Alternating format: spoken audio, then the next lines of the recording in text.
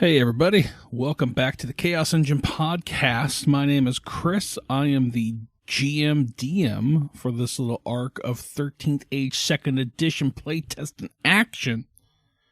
Before we get into the episode here, we got to thank the fine folks at Patreon. They are Taylor, Drowrin, Miles, Randy, Yam, Colby, Thomas, Randy G, Laszlo, Hovo, H-O-V-O, Jeremy, Ben, Garth, Tyler, Nelson, and Clorpdonk. Thank you guys again for your continued support on the Patreon. And if you want to join it as well, go check it out. It's show notes. There's $3 a month. That's all it costs. Yeah, that's all I really got this week. We're going to have a short little intro so we can get you into this 13th Age action. Hope you guys enjoy this first episode of our crew getting into the dungeon itself. Bye.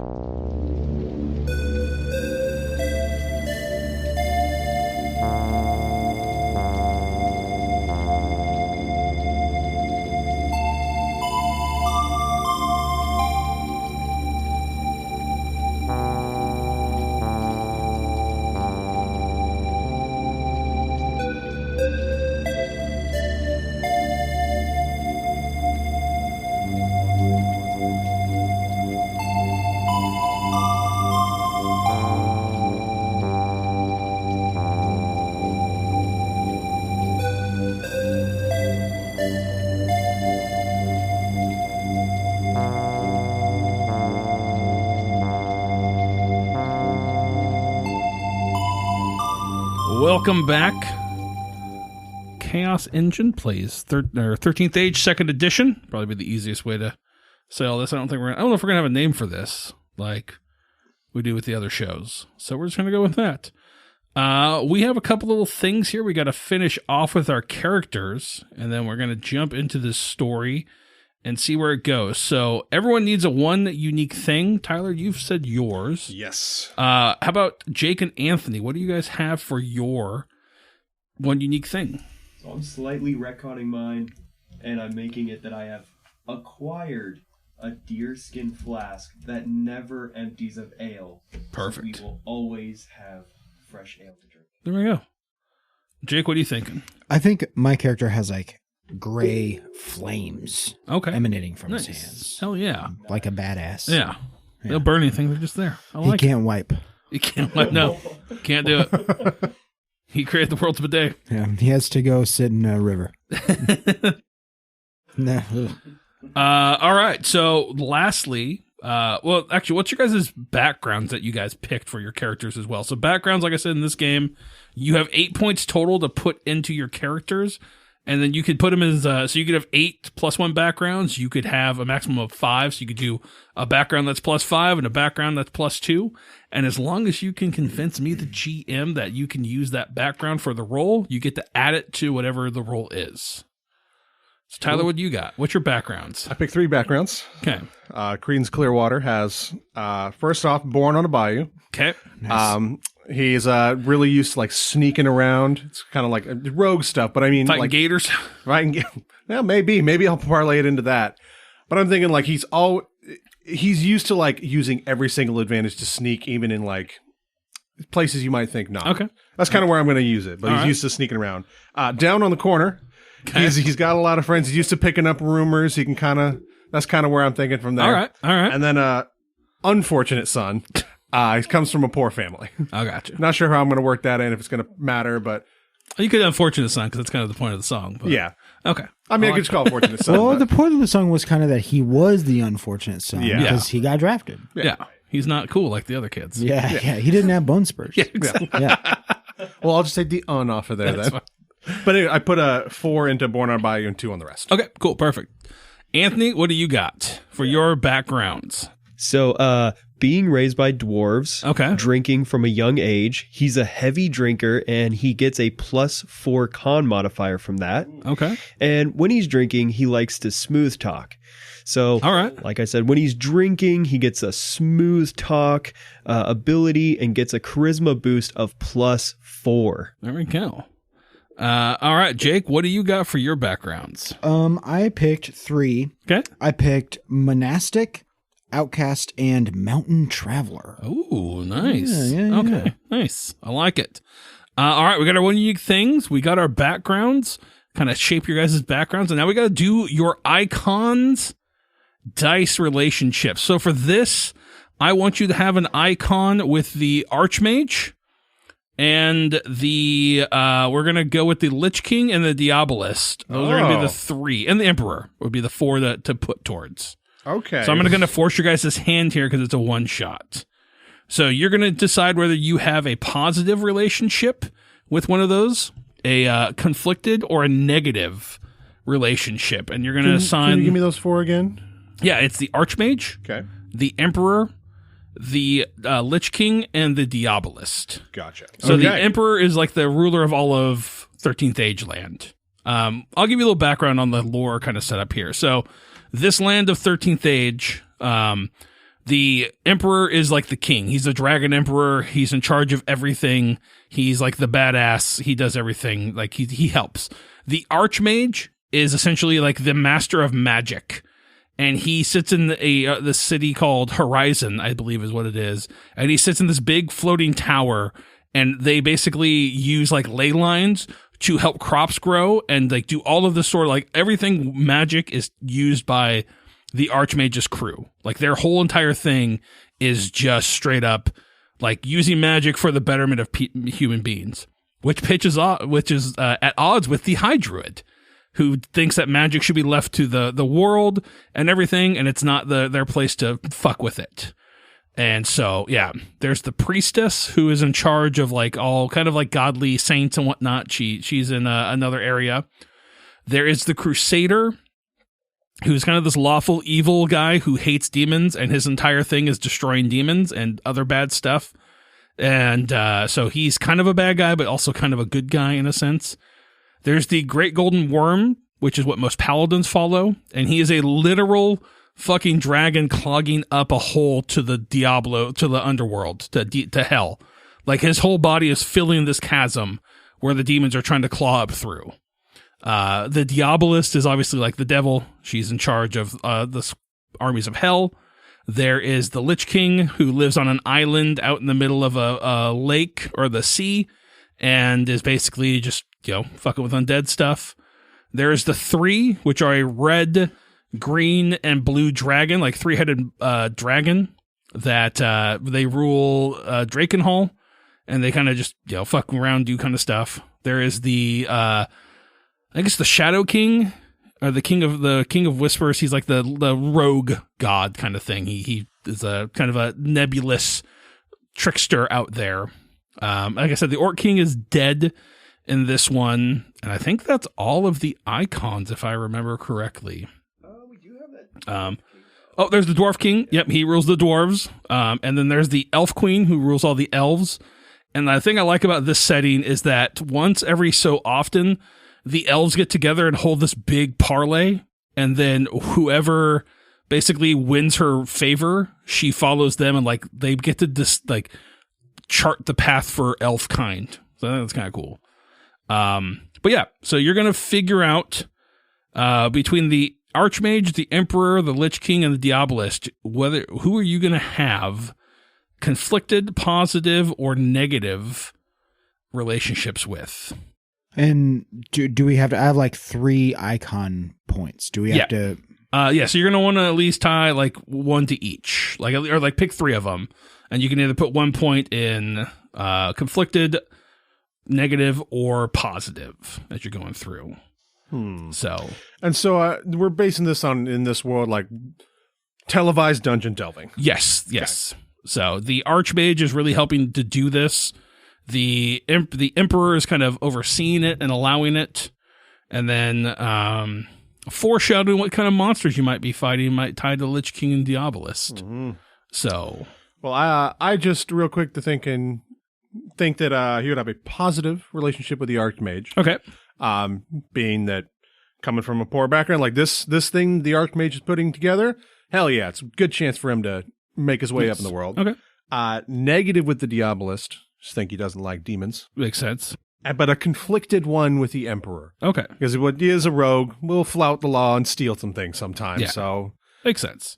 I live within the Empire, but it kind of got to skirt the rules a little bit. Yeah, makes sense. All right, I like it. I was actually going to do the same thing. Perfect. But negative towards the Lich King. Okay, cool. Yeah, that makes sense, being a cleric and all. Yeah. I've got the same, except plus to the Emperor along with my Dwarvish brethren. I still like the Archmage, but no with the Diabolist and no with the Lich King. Okay, I like it. All right, so you guys are going to roll those 3 dice right now. So yeah, how does this one work? I never remember. The way this one works is you each of these points is a D6. You're going to roll those D6s, and then that's if you get a 6, let me know, because that's going to give you basically a story point in the game to use to change the outcome of things based off of that icon. Okay, so for example, I'm going to roll for my Archmage right now. Rolled a 3. You don't get anything, no benefits. So that but if you would have rolled a 6, later on in the story, if it made sense, you could use that point to kind of change the fiction of the story. But for now, 3 means just yeah. So you could be like, let's say you're going up against an enemy, and you're like, "Hey, is this an enemy made by the Archmage?" Be like, "Yeah, this is a trap made by the Archmage." You're like, "Oh, well, I know that he always does this, so I think I should be able to get a bonus or something like this for that." I'm like, "Oh yeah, it makes sense. Cool, I like it." So think of it in that sense. No 6s on any of them. Okay. So yeah, if we don't get a 6, then don't worry about it. And what if we get a 1? Don't worry about it. Nope. Okay. There we go. Okay, cool. Well, we don't have to worry about that part of the story, but that's kind of how it works. Yeah, you basically get these points, and it helps bring those icons in. The other first edition was kind of wonky because, like, you remember it being a little odd. Yeah. So, all right, let's get into our story. We got our gear, we got our equipment. We'll go over combat when we get there. Essentially, combat's just going to be standard move minor, but like I said, we're going to get into it when we get there. I'm not going to explain any more. We have a story to tell.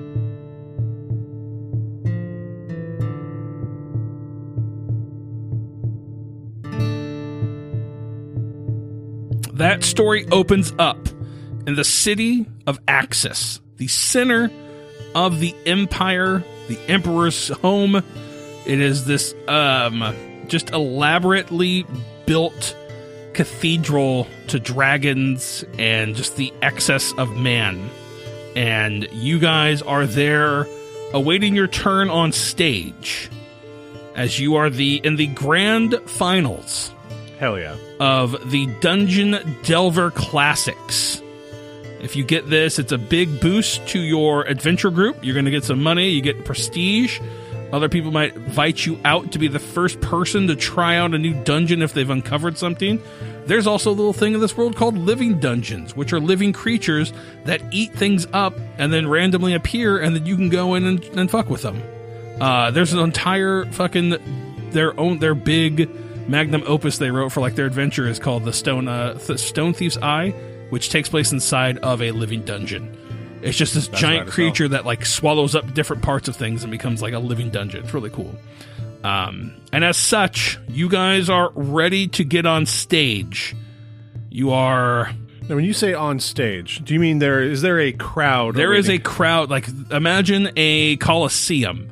Maybe the same Coliseum that our good friend Anthony's character, I need to get everyone's characters' names written down eventually. That would be the smart thing, and we're going to get there. Maybe this is the same... And do they announce us when we come out? Yeah, that's what I'm thinking. This is the same, fighting pit, Coliseum, that he won his freedom in. Bringing back a little bit of bittersweet memories there. And we see you guys waiting in the wings as they're announcing your competitors. And we see... I kind of imagine this crowd there chanting and cheering.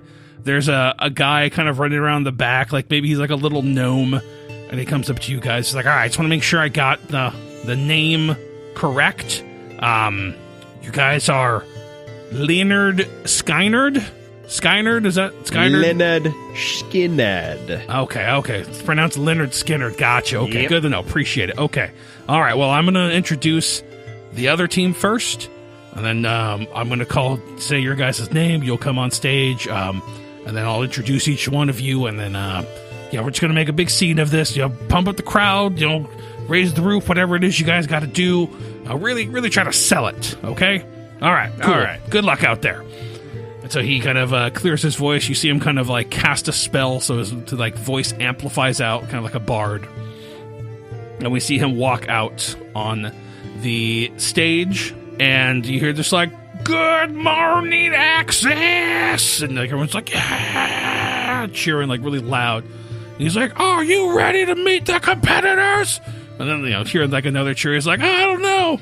Seems to me that Axis isn't ready to meet the competitors."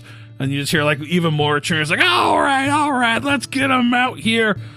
We see this little gnome kind of introduce the Reavers. He's like, "Leading the Reavers, we have Orlog the Vicious." And you see the barbarian just raise his hands up. He's got this huge axe in his hand. I'm off the stage going, boo, thumbs down. He's like, "You know him, you love him. We got Christum the Pious." And that's the cleric guy. Gonna like raises his hands, waves at everybody. Is very Christian the Pious. Christum. Yes. Chris Tom. I don't like it. You know her, you love her, the bad boy of the group, right, Laura the Scorched? And that's the one that like sends the sparks out of her hands. And so yeah, they're just kind of sitting there, and like the crowd dies down, and he kind of walks up. He's like, "So tell me, Orlog, what do you think this year? 6-time reigning champs? Are you guys a little nervous about losing your title?" And he kind of holds the thing out, and he's like, No one's going to beat us at what we do. We're the best. And if this, what do they call themselves? Leonard Skinner thinks that they're going to take our credit, take our gold. Fat chance. Bunch of lazy bums, if you ask me. And the crowd's just like, yeah, there's a couple of people booing and whatnot. Yeah, you said the name right. Yes, somewhere. Skinner. And so he's like, "Well, with that, let's introduce the other team. Let's get them out here. We've got Leonard Skinner." And you guys like come walking out. And who wants to be the first one out? I can come out. All right, what's your character's name, Anthony? Meldock. Rick.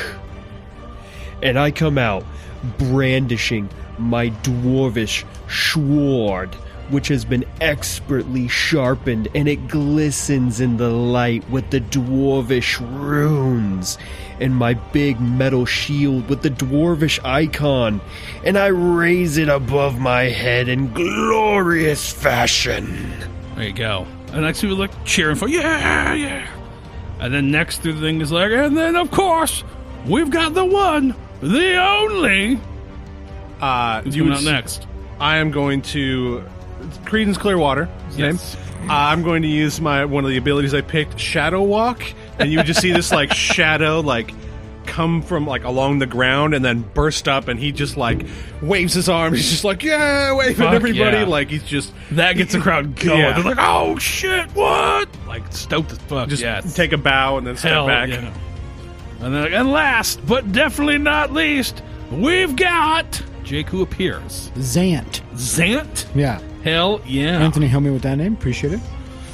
But I think Zant is a pretty stoic guy. I think he's like skinny, long, gray hair. I don't think he plays to the crowd at all. I think he's all business. But he's got like the gray flames. I think they're like, ooh, kind of looking at that. Very interested. All right. And so this announcer's like, you all know me. My name's Chet Bottomwinkle. So here we go. Let's go over the rules of the contest now that we got both teams out here. This is the Delver Championships. Now, rule number 1. 3 total revives per team for this. This is the finals. You only get to be brought up 3 times, and if it's after that, your team's out. Number 2. The first team to defeat the boss, or if the other team survives and the other team's out, wins. Number 3. Each player is going to receive each of the following items. You will all receive, count up 2 healing potions, 2 random ruins for your use, 1 magical item, which you guys have already selected, and we will provide any armor and gear that you need to get fitted out. Okay? Any questions from either team? He kind of points to the Reavers, and they just shake their head now. Like, we've won this enough. We already know all the rules. I'd lean down to Chet and be like, "Did you already carve our winning name on that trophy already?" Oh, quite the shit talker here, huh? Crowd, just, yeah. And like this whole thing is just filled with people, and then you're seeing all of these mages like straining wildly to hold up these giant viewing portals, like these Nice. giant scrying portals, so that like They're like scrying eyes. Yeah, Like- exactly, these scrying eyes. And I'm like, oh, all right. So just so everyone's aware, each team is going to have 3 scrying eyes following them at all times, broadcasting live to the thousands of the millions around Axis and the Dwarven Kingdoms and anywhere else watching, so that the arenas will be filled watching you guys go through this, okay? All right. Well, I think we're settled. We got 2 great teams. Should we tell them? Should we go through the rooms? Should we tell them what they're going to be facing? And the crowd's like, yeah. It's like, nah, nope. They're going to have to find out tomorrow when we start the championships. I think everybody have a good night. Tip your waiters. And like everyone like kind of waves. Next episode on. Yeah. And at that point, like, he's like, all right, I'm off stage. He, like, you see him like kind of snap a finger, like his voice goes out. He's like, all right, everyone off stage. All right, come on, get everyone off the stage. All right, we go backstage. You get backstage. I look at the other team, go boo, thumbs down as we walk by. Hell yeah. And they don't even like pay any attention to you. They don't give a shit.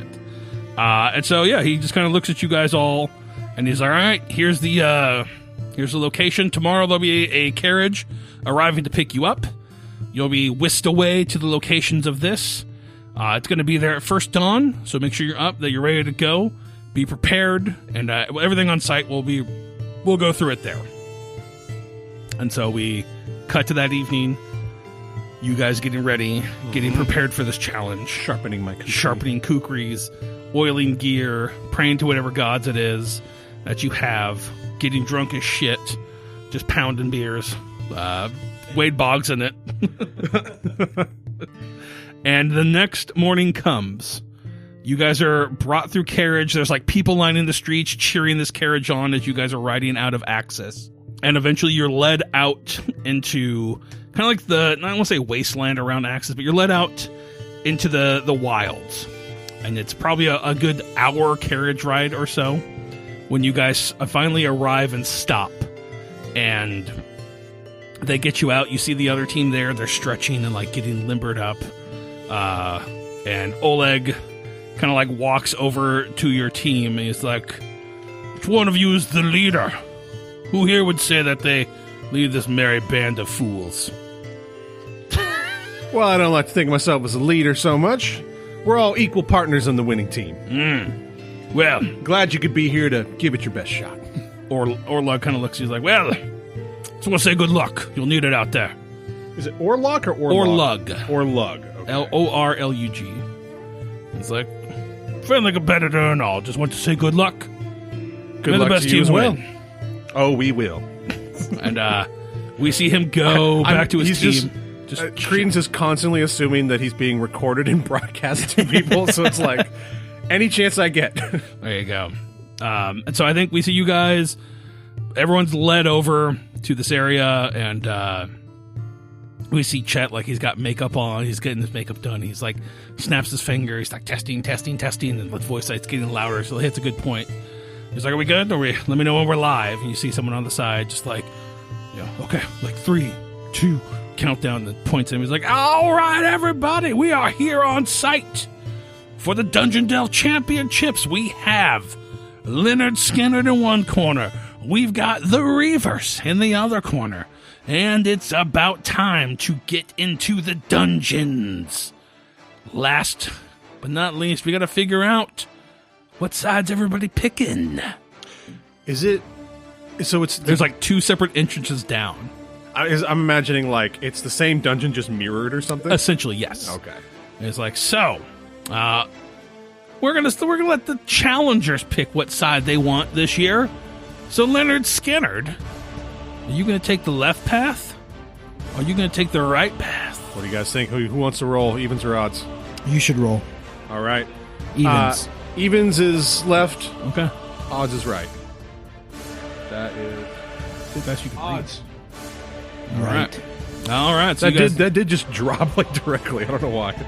It's like, all right, we have taken the right path. Hopefully it is the right one, am I right? We've got Leonard Skinner taking the left path.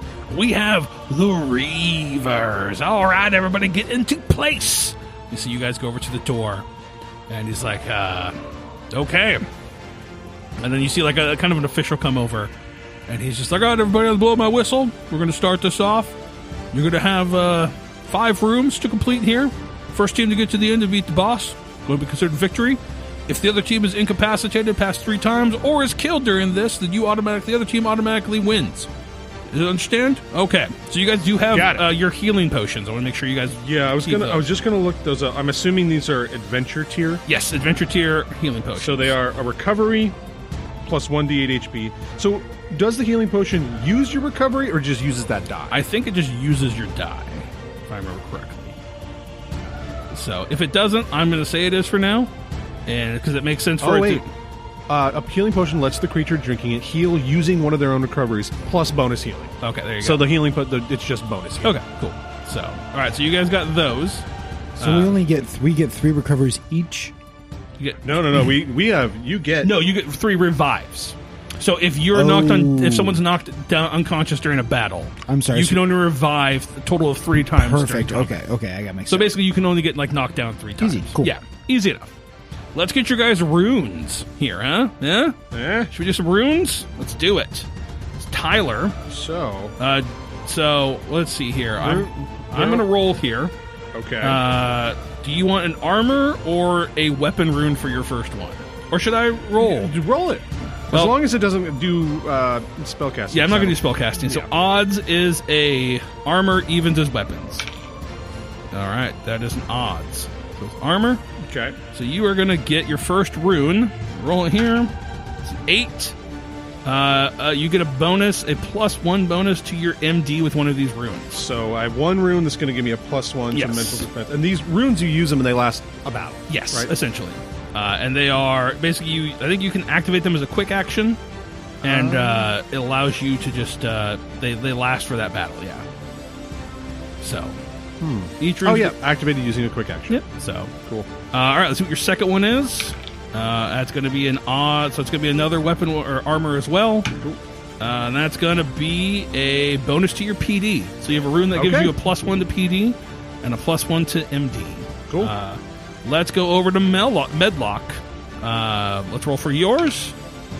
We got ourselves an even. You're getting a weapon 1, and your weapon 1 is going to be a additional +4 bonus to opportunity attacks for your first one. That's not bad. The second one is going to be an even for your armor, which is going to be you get a bonus applied to both PD and MD. And you reroll 1 failed save while the rune is active. Pretty dope. Yeah. All right, Jake, you can have you got armor, weapon, and a spellcasting implement, right? We'll say your staff is your spellcasting implement. Sure. It's carved with the symbols of your god. Sure. So 1 to 2 is an armor, 3 to 4 is weapon, 5 to 6 is the spell implement. That's a 1, so you're getting armor as well. That's going to be a 16. Which gives you a bonus to physical, or MD and PD, and you get to reroll 1 save. So is that just a +1 bonus? +1 bonus to each, and you get a reroll. And, and you're going to be getting another armor 1 here. That's going to be... First rally of this battle requires only a quick action.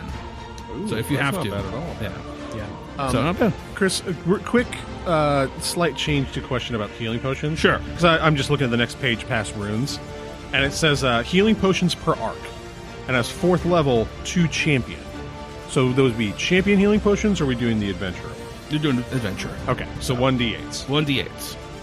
This has got to be a challenge. Okay. Fair? That's fair. The runes are usable once per battle? Once per battle, and then they're done. Like a one-off thing you can use. Use them and they're gone. Yeah, its power goes for it's like a little tiny bit, so I'll never use them. I'm giving them to you in case you want. Oh, okay. So, all right. You guys take your marks. Get ready to go. thing. Yeah. You said it's. We know that it's 5 rooms. 5 rooms. You're going to assume it's probably a mix of puzzles, combats. That's The rare and deadly combats. Yes. The most deadliest of combats. And probably like some skills. Like it's going to be a little tiny dungeon. So we see it kind of cuts to Chet. He's like, all right, everybody, on the count of 3, we're going to get this bad boy started, and then we're going to throw it over to our color commentary. You know him, you love him. We got Arid on the vocals, and then color commentary from everyone's favorite former adventurer, Johnny Byrne. And then you like, if you were there, you would hear the crowd go wild because everyone loves Johnny, the bad boy, Johnny Byrne. And so the referee sticks his fingers out. He's like, all right, 3, 2, 1, go! And we see you guys rush into the darkness of this cavern.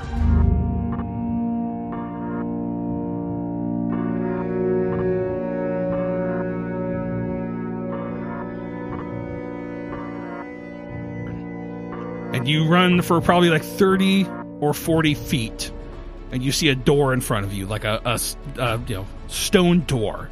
And as you approach it, the door slides open, and you see a small 20-foot platform in front of you. So, if it is if 4 feet or 4 tiles by 4 tiles, like 20 by 20 platform, right? Spaced out every 10 feet from that are like 5-foot pillars that looks like you must jump to them. To make things more difficult. Wait, is it like past the door? There's nothing. There's just. I'll draw it out on the map here. Okay, I see what you're saying. And there is, to make things more difficult, in between each jump is a pendulum that swings a heavy, large stone that looks like it knocks you into the darkness below. And as you look over the edge of this side, you cannot see the bottom of this pit. It's just blackness. At the other end of this room, is a similar 20 by 20 foot platform with an opening on it. So I'm going to draw this out so we're all we all have the shared imagination here, and then we're going to go through what's got to be done. So 1 sec. With your shadow step, how far does that go? It doesn't give me a specific range. It's just it goes to engage. Basically, it can be used to engage an enemy or distance myself from them. So it doesn't give it a range. It's I think reasonably could be anywhere. Okay. Oh, I see what you got. There is a platform. There's like 3 stone pillars that are 5 feet wide, and then there is pendulums swinging between each of the jumps. So I'm going to need 3 dexterity checks to get across this, 1 for each of the jumps. Or if you think you could argue strength would be a better fit there, I'd probably listen to that, because I think athletics is usually used for jumping, which is a strength check. So I'm cool with either strength or dexterity as your check here. Could I make an argument to use one of my backgrounds for this? What you got? Born on the bayou. Okay. I'm used to jumping across absolutely log to log. Totally, 100% makes sense. Yep. All right. Like you're some sort of goddamn Frogger. Yep. And so we're doing Dex plus level, it's or going to just be Dex? So it'd be D20 plus your modifier for your ability plus whatever your background check is, if I remember correctly. Oh yeah, it says right there. Well, that's going to be a massive success. That's an 18 on the die. For plus 5 Dex is 23, plus 4, 27. You are good on that first jump. Okay, good. 10 total. Okay, that's not good, but we'll get to that. So there's only one person jumps at a time, so I'm thinking Tyler's character is going to lead the way. So give me your second jump here. Second jump. That is 16 on the die. Okay. That's going to end up being 25. You are good. You get to that second one. You jump to that's when you make your jump. Give me the third one. I didn't even add level, so that's above that. Yeah, you're good. You got this. You should be able to get this. Oh, this one might be a little iffy. Okay. It's a 4 on the die. Okay. So plus my level is 8, plus my Dex is going to be 13, plus my background is going to be 17. Okay. You are able to get all the way across. Cool. So give me your second roll for your jump here, Meldock. Just want to say those are sweet dice. Oh, those tangerine They're orange. Yeah, dude. They're sweet dice. 11. Okay. As we see Meldock go into the second one, he just doesn't time it right, and one of these pendulums swings out at him. I don't think a 19 is going to hit your PD, is it? Physical defense 17, so it does. Okay, so you are going to take... that's going to be 6 points of damage, and you are knocked off into this pit as you go falling. Jake, your character makes the first jump, doesn't time it right, and another pendulum swings to hit you. Okay. That's going to be a 23 to hit your PD. Probably hits. So you're going to take... Oh, that's going to be 11 Why do you gotta points say of damage. I was almost max damage. That's a lot. And you both are knocked into the pit below. So we see Credence, you're looking, and you see them just like hit about 5 feet and just disappear. You two fall about 15. You like hit that 5 feet, and then as soon as you pass through it, about like 10 feet below is a ground.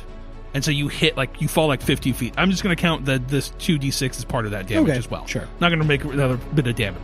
But you fall into this pit, and you look up, and there's just this, like, ceiling of blackness as if someone's, like, cast darkness just in that area above to make it look like this is a bottomless pit. And so I think we kind of, like, cut back to the crowd. I'm yelling, like, hey!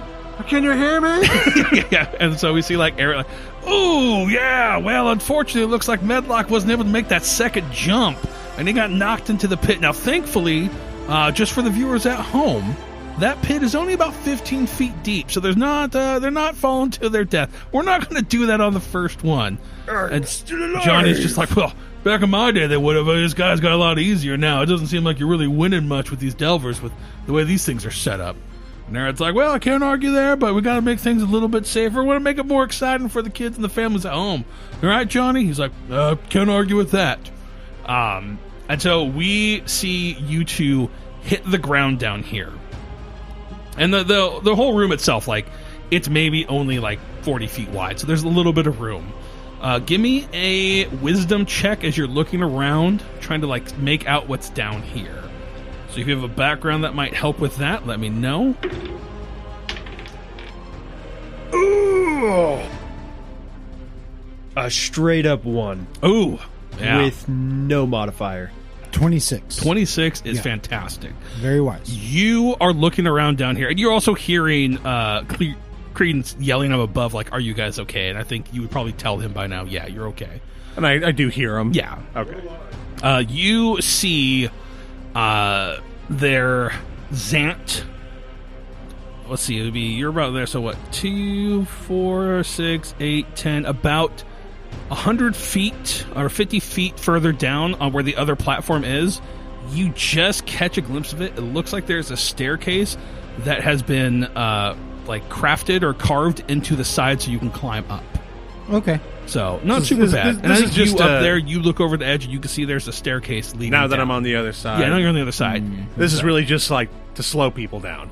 Well, it would be, except for those three down there, the two down there, you start to hear these, like, crinkling of bones. And things are, like, out of, behind, like, one of the pillars. You see this skeletal creature appear with, like, this spear in its hand and these, like, blue flames in its eyes. And we're going to roll for initiative. See what's going to happen here. So you are just adding your initiative bonus, and that's it. Roll a d20 and add, yes. Cool. Yep, that's all you're rolling. So let me know what everybody rolls here. Dude, me in the 4s today. So I'd like to activate my kin trait where I can roll 2 of initiative and then choose the best one. Well, I got a 20, so let's roll with that. I don't think you're going to do much better than that. A 27 in total. Very high. Yeah. What did you get, Credence? I rolled a 14. My initiative is 9, so 23. Zant. 10 total. Well, let me roll for our... let's roll once for our Skelly boys. Definitely here. what you want your cleric with turn undead to roll right. with.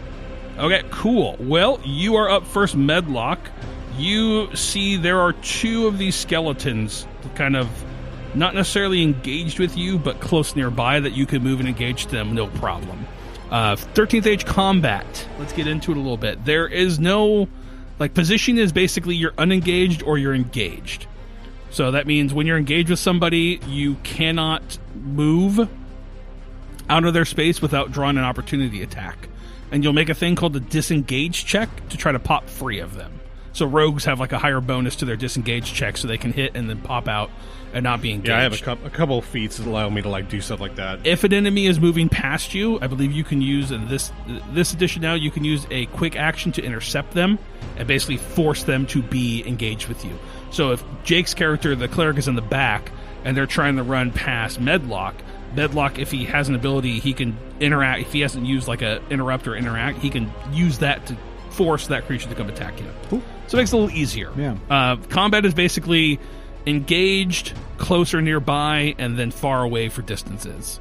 You could obviously do it on a map, but we have a map here, but I don't really want to get super technical with minis and moving around and moving mics and hitting the term stuff. Nearby. Yes. So there are 2 of these skeletons close to you that you can move into combat with, Meldock. Like I said, they have these spears they're holding. They've got kind of not necessarily the nicest or like the best looking armor, and they have little blue flames in their eyes. So what do? You have a standard, a move, and a quick action. You can do as many free actions as you'd like as well on your turn. You can also delay, hold, all that kind of stuff. Yeah, I want to run up on them and engage both if possible. You can only do one at a time. Okay. So you can become engaged with one. If you attack the other, then you'll be engaged with it. But for now, unless you have like a sweep attack, you can only be engaged with one right now. So let me go up to the first one I can see, and I'll use my grit and scrap. 1 per battle, first level maneuver. So it's the same damage as a regular attack, and you gain a +2 to all your defenses till the end of your next turn, and temporary hit points equal to your level plus the escalation dice. We do not have an escalation dice yet. And I took the adventure feat that if I miss, it allows me to use it again in this battle. Nice. Okay. All right, so I'll run up, and basically this works like a basic attack. So let me get that going here. All right, strength plus my level. 15. 15 is going to miss. 15 misses. Yep. So you swing. Sucks. This thing kind of gets its spear up in time to kind of like knock away your sword as you swing through. It is the creature's turn. So one of those skelly boys is going to stab at you with his spear now that you're there. Cool. The one you're engaged with. So he's going to roll. I don't think a 14 is going to hit you. Are we talking physical defense? AC, yes. 24 AC misses. Yeah, so he kind of stabs at you. It's like super slow, lethargic. Yeah. The other one is going to move to attack, engage you as well and attack. So he's going to swing at you. Is there... Tyler, you want to look it up and see if there's like a flanking or anything like that in this game? Flanking? Sure. I don't remember if there was. I don't think so. I don't believe I think it's just engaged. Position. Yeah, I mean, I'll go for it. The combat stuff here. That's going to be a 25 to hit your AC. So I think that's going to hit. Yeah. So that's going to be 10 points of damage. As like as you're getting the other one blocked, the other guy just kind of slides the spear across your back, cuts you a little bit. Finds a hole in your armor and just kind of punctures you. Ouch. Yeah, I don't think there's anything to do with like flanking. It really is just you are engaged. Yeah, that's what I thought. All right, we go to Credence. So you are up top. So with them falling down and this, would you say I'm nearby them? Yeah. Okay. Yeah, I'd say take a move to get engaged with them. So reason I'm asking is because I think I want to. So I forgot to mention, but I got a point of bravado with my initiative roll. Yeah. Even. I think I want to spend that point to just make a Shadow Walk work. Okay. And what Shadow Walk is going to do is it's at will if I use it while not engaged, and I'm going to, if I hit with Shadow Walk, because normally it's an attack roll versus their MD, I can spend a bravado to just make it hit. Gotcha. What it's going to do is I'm going to remove myself from play for this turn. Mm-hmm. The beginning of my next turn, I return anywhere nearby that you could have moved to normally during your turn. So my question is, feasibly, could you say I could have jumped down to be right by the skeleton? Sure. Okay, because then what I'm going to do with my turn is just I'm spending that bravado, and he just like vanishes into shadow, and like if they're looking for at home, like a small shadow kind of like dives into the darkness. For all the audience at home. I even like I look to where I think the eyeball is, and I wink at it, and it's like actually somewhere else. And then just absolutely. But so I disappear awesome. for the turn. Perfect. All right, cool. Camera 1, camera 2. All right, that brings us to Zant. These things are up ahead towards our good friend. So like you fell back further than Meldock did. Meldock's about probably like 10 feet, 15 feet up ahead of you. So that's where kind of your positioning is. So you probably have to do a little bit of a move to get up there and do a close quarter burst if that's what you want to do for turn undead. I'm good on the turn undead. I can only do it once per battle, I think, okay. so I'm going to save it. But I do want to get in just to like a nearby range. Okay, yeah, absolutely. And this is just my like lack of knowledge with the system. Physical defense versus AC. Does it look like they have armor? What would be best for me to target? Probably like. Looks like probably their physical defense or... Right, okay. Yeah. You would assume they probably don't have a high mental defense either because they're undead. Exactly. So. Yeah. The one at-will thing I can do right now is I want to start off with like an at-will spell, so I'm not just burning shit. I'm going to cast Javelin of Faith. Hell yeah. So it's one nearby enemy, so I'm going to, scoot up within the nearby range. Yeah. And I think he's going to... do like a flourish with his staff where it looks like he's maybe throwing it, but he doesn't throw it. But you just see like this beam of light, leave and try to stab into the skeletons. All right, give me that roll. So it says attack is Wisdom plus level versus their PD. So you're gonna roll a d20 and your Wisdom and your level to this roll. Right. So I got a +9. Woo! Balls. I rolled a 6, so only a 13. So I imagine whizzes right by. Yeah, it does not hit. Yeah. Oh, you had a +9 roll. +6 is 15. Right? Oh yeah, I apologize. I've been still gonna miss. I'm sorry. Close. I've been rolling the 4s. So. You're good. Yeah. 15. All right. So you see the spear go off. It kind of dissipates into the wall next to the guy, and we go to the top of round 2, which means the escalation dice comes out. And we are at escalation dice 1. And we add this to all of our rolls. Yeah, all your rolls. Is there anything like feats or skills or talents or anything that starts you off at a higher escalation die? I think there might be. I believe there are some. Yeah, I think there are certain things. That's cool. And I believe there are feats that also will like increase it as well. Oh, like bump it up too, or Yeah. something. Oh, that's fine. or like feats that only work when you are at a certain escalation. Okay. Yeah. All right, we go to the top of round 2 with Meldock. You got these 2 skelly boys entwined with you. Bring it on. I'm going to swing to hit whichever one is closest to me. That works. Both are. And just letting you know, I'm using my flexible attack whenever Okay. I roll. Some sort of cool thing happens based off of this roll. So let's see. It's 12 plus 7. Okay. So 19 to hit. That is going to hit. I'm going to use Hack and Slash, level 1 flexible attack, triggered by a natural 11 or more. Which you did. And deal damage equal to your strength modifier to a different enemy Your strength, do you do you 4 are points engaged to the with other, or 3 that points was to the not other the guy? target of the original attack. Alright, so I'm going to hit the other Skelly boy. Okay, 3 points to the other Skelly. Not bad. Okay, so now you're going to roll 4d8 against the other guy. So I got a 3, 6, 4, and 4 Okay. for 17. Plus my strength modifier puts me at 20. All right. So because this guy's a skelly boy, not all of that is going to go through, but a good chunk of it does go through. Nice. I swing on them with my dwarven sword. They've got a little bit of I'll go over a little bit of the how these guys work. They're pretty cool. All right, it is their turn. So they're going to stab at you because you're the only target here. So the first guy stabs you with a spear for a natural 19 for a 29. That hits. Ooh, I get to add the escalation die to the damage the skeleton deals with its cold spear. Really? That's a nasty... So the cool thing about monsters in this is they have base skills, and then they have nastier specials that if you want to use, you can. So, like, that's where stuff comes in. But it's going to be another 10 points of damage to you as he catches you with a spear. 10 damage? 10 damage. Man, I'm getting chipped away. All right. You are, and the next guy swings at you for a natural 20. So that's going to be that's going to be a crit hit. So you're going to take 20 more points of damage. Jesus Christ. And as he hits me, I scream, Yeah. I'm getting fucked The other one up gets you. over here. I'm down to 20 Okay. health You're getting good. from my 66. Credence. man. That shit would have dropped me What dead. can you do, Credence? You see this. So I've like shadow walked down there. I will Yeah. reappear. Right. But what's the layout look like? I mean, he's engaged with two of Yeah, them. there's two of them. They're kind of like circling him. Okay. Zant is a little bit farther back. I will just, if I could reasonably have gone to either one, I'm going Yeah. to appear behind, let's say, the one that he hit. Gotcha. So I just like come up out of the shadows, and then I'm just gonna swing away at this bad boy. All right.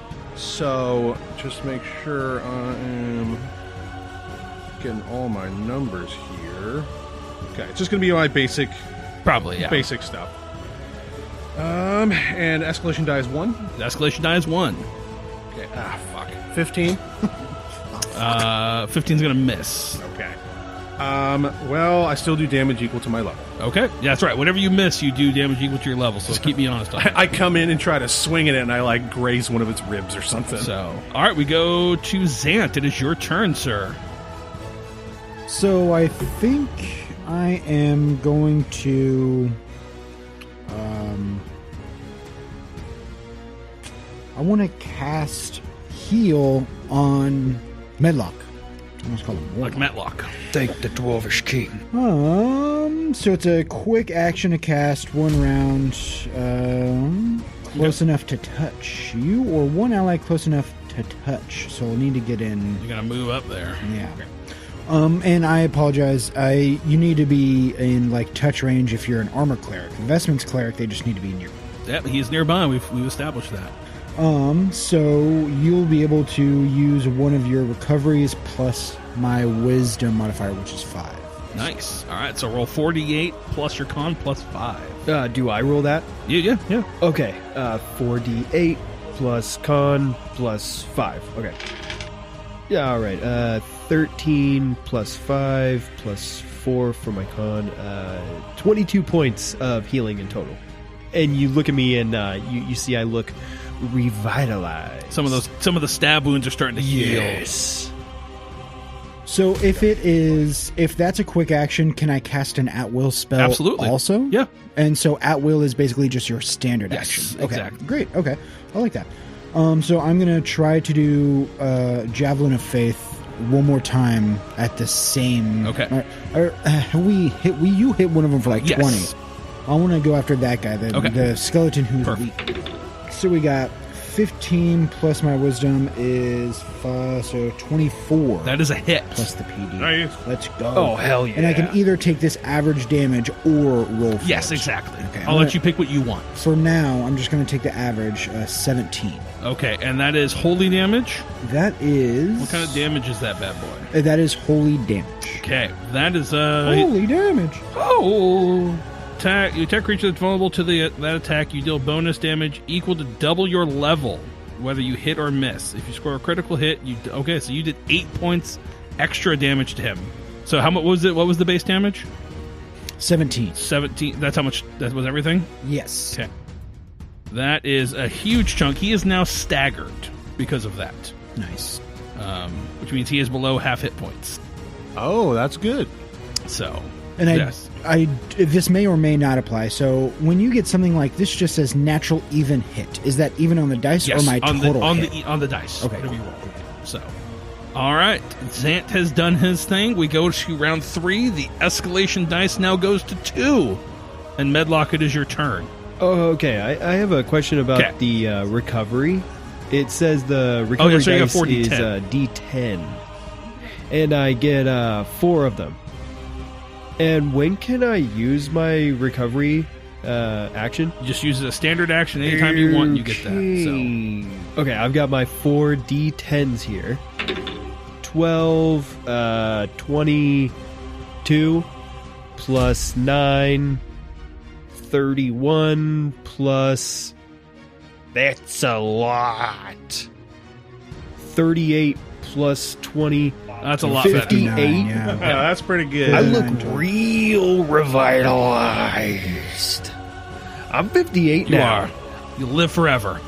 Not even God himself could kill you. I'm back. And it's your turn. And it's feel my cute, look turn. cute.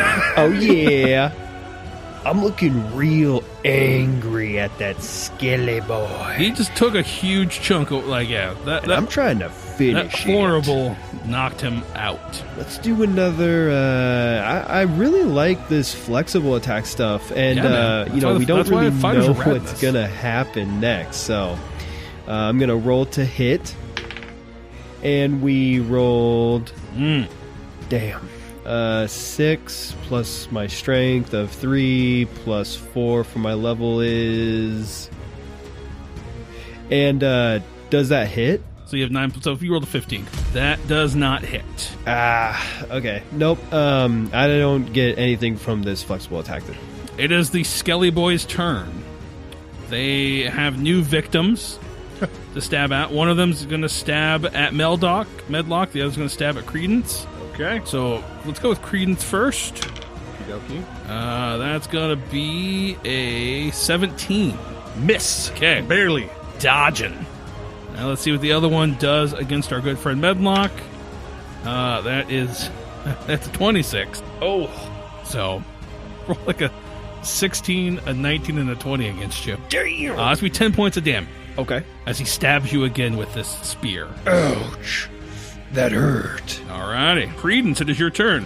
All right, so the one that I'm engaged with, it is also engaged with Medlock? Yes. Meldock? Medlock. I'm, Medlock. I'm just going to have to swing out at it here.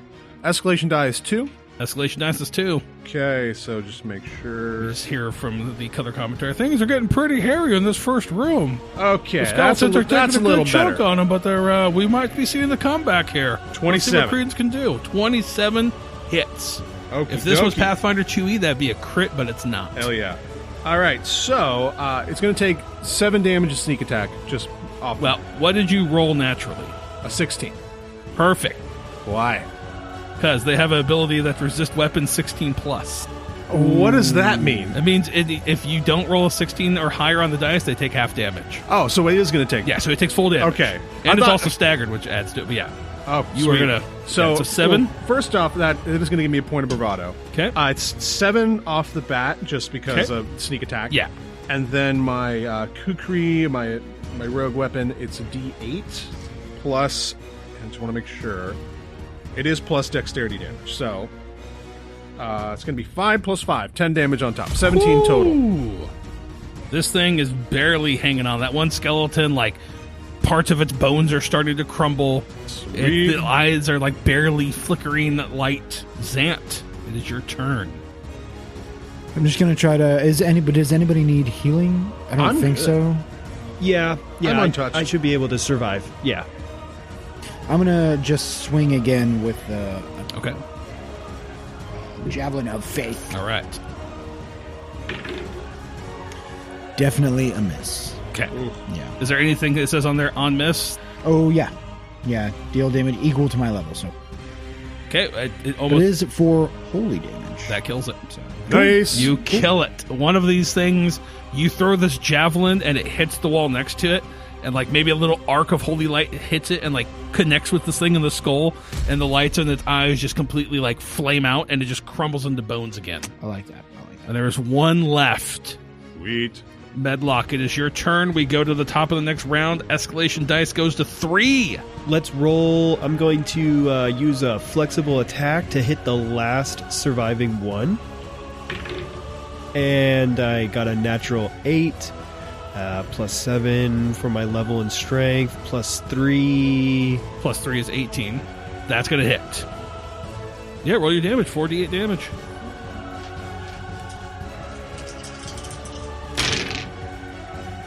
I see an 8. And a 7.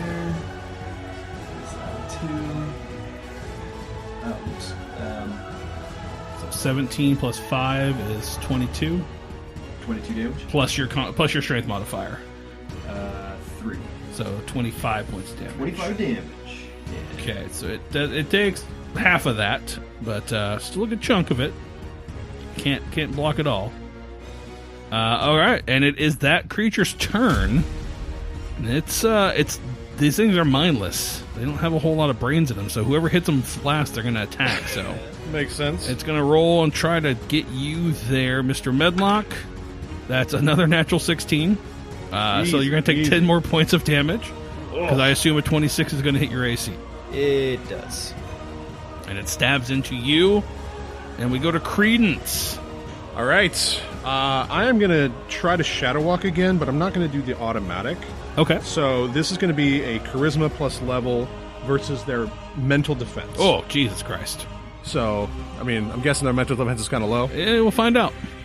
And also escalation dice. Yeah. So it's natural 20. You absolutely crushed So this thing. I vanish into Gone. shadow, and you see a shadow go behind that creature, but I'm out for the turn. Okay, cool.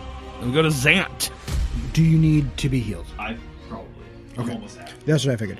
I'm gonna do Warrior's Inspiration. Ooh, that sounds cool. It's once per battle. A nearby ally can heal using a recovery and make a non-trigger attack as a free action. Ooh, cool. The attack deals holy damage in addition to any other damage types. God damn. That's smart. Since I'm taking or have taken the healing domain, the power that comes with that is when you cast a spell other than heal that lets you or an ally heal using a recovery, add your wisdom modifier to the amount of healing. So Cool. you get to do your recovery plus 5. Nice. 9, 8, 5, and 6, plus my con 31. Plus 5, so 36. 36. And you get a free attack You're gonna against make a this free guy. attack. I'll do my HP math here in a second. I'll just do the attack now. So, and do I have to roll a hit, right? Yeah, you gotta roll. And it's just a basic attack. You don't get any cool fun stuff. Ooh, 16. 16 to hit plus Oh, yeah. my strength. You hit. Hit. You absolutely hit. And let's roll up my 48 plus your strength damage. This is holy too, right? It is. Yes. So Yeah. we got a 10, 15, so 21 plus 3, 24. Plus 8 is 32. Yeah. This thing is beyond staggered. I'm just gonna put it that way. Revenge. This thing is almost dead completely. Take that. So, you see Zant reaches out. You see the wound start to heal on Meldock, and it kind of spurs him forward, lashing out. His blade lights up as it cuts through the skeleton, and leaving this searing, white, scar across these bones. And we go to the next round. Real quick, I'm really sorry. I do have a question. Yeah. One of my spells, instead of once per arc or once per battle, it says arc/desperate. It'd be in a desperate moment. If everybody was dead or dying, then you could use that kind Interesting. of thing. Okay. So, yeah. So we're at escalation dice 4, and it is Meldock's turn. I'm at full health. I'm looking real good right now. I'm going to hit him with another flexible attack. So let's keep rolling with that. Going to roll to hit. And that's a natural 2. Yeah. Well, let's do all the math. Let's do the math. You never know. So 7, 8, 9 plus 4 is 13. 13's gonna miss. All right, I'll just get some temporary health points with my steady iron maneuver. Okay. And That works. swing and a miss. Okay. You're the only one here for the 24 skeleton to AC, attack. so that one It misses. stabs at you. 22 to hit your AC. Stabs, you're able to get your shield up, block it, and Credence, you come back? Or Yep. you just beginning of my turn. Yeah, Out of this I place. flee. I give up. I don't want fame anymore. Escalation dice 4. It is. All right. Well, I will appear behind this creature and pop up out of the ground, out of a shadow, and try to swipe at it. I'm pretty sure that's going to hit. It's a 17 on the die. Oh, absolutely. So what Shadow Walk does is if I hit with this attack, I deal double damage. Perfect. So 17 on the die. Which is going to do full damage. Full damage. And it's also staggered, so yeah. So it's going to do 14 sneak attack damage just right off the bat then. Okay. And then 20 regular damage. You got to roll that 4 times. I roll it 4 times? Yeah, you do 4d8 worth of damage each attack. Oh, is it 4d8? Yeah, you get a damage dice for each level. Really? Yeah. Oh, then I fucked up the last one. You sure did. Yeah. Well, let's go like this. So 5 plus 5 is 10, plus 1 is 11, plus 4 is 15, so 30. That is much, much better damage, and it is dead. So you guys slay these skeletons. If we cut outside, we see this crowd's cheering on as this is done. You guys climb those stairs, step through the next hallway, and you follow a little tunnel down, open an old mahogany door, and behind that door, you see a large study. Looks like ancient bookshelves. The air smells of rich leather and mahogany. The ceiling and floor are probably about 10 feet high. Like if you're standing on looking up, everything's about 10 feet here. The odd thing is, you enter on the ceiling, and as you look up, you see the floor. Something's weird. And across the way, there is a door to get to through the other side. And we'll see you guys figure this out next episode.